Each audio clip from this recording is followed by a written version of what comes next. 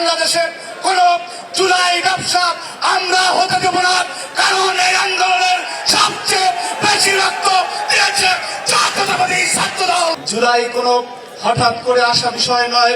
দীর্ঘ ফ্যাসিবাদ বিরোধী আন্দোলনের প্রতিটি পরতে পরতে জাতীয়তাবাদী শক্তির নেতা কর্মীরা আমরা একদিনের জন্য রাজপথ থেকে যাই নাই।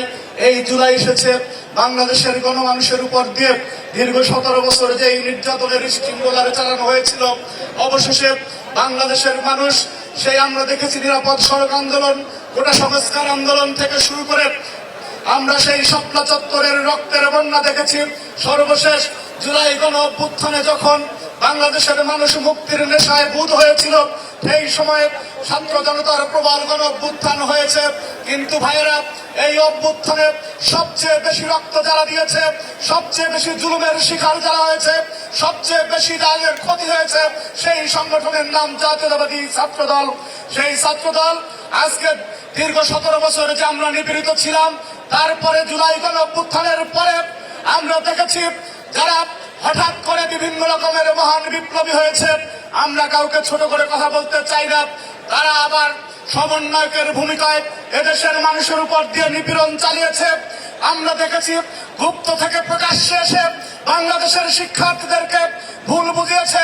কিন্তু একটি সংগঠন সব সময় সত্যের পক্ষে ছিল, ন্যায় বিচারের পক্ষে ছিল, বাংলাদেশের পক্ষে ছিল, সেই সংগঠনের নাম জাতীয়তাবাদী ছাত্রদল। এবং এই সংগঠনের নেতাকর্মীরা বাংলাদেশের জন্য দিয়েছে, দিতে দিতে আজকে এই পর্যায়ে এসে আমরা কোন সময় বাংলাদেশের প্রশ্নে আজকে আপোষ করি নাই। কিন্তু আজকে এইখান থেকে জুলাইয়ের যারা কথা বলে তাদের উদ্দেশ্যে একটি কথা বলেই শেষ করতে চাই।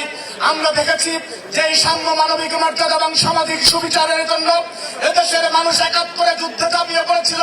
কিন্তু যুদ্ধ পরবর্তী সময় শুধুমাত্র একটি ফ্যাসিবাদী শক্তি সেই স্বাধীনতার চেতনা কথা বলে অপর সবাইকে যুদ্ধের বিপক্ষে, মুক্তিযুদ্ধের বিপক্ষে দাঁড় করিয়ে দিয়েছিল। আজকে ঠিক সেই রকমের জুলাইয়ের চেতনা আমরা দেখি। বাংলাদেশে কোন জুলাই ব্যবসা আমরা হতে দেব না, কারণ এই আন্দোলনের সবচেয়ে বেশি রক্ত দিয়েছে জাতীয়তাবাদী ছাত্রদল।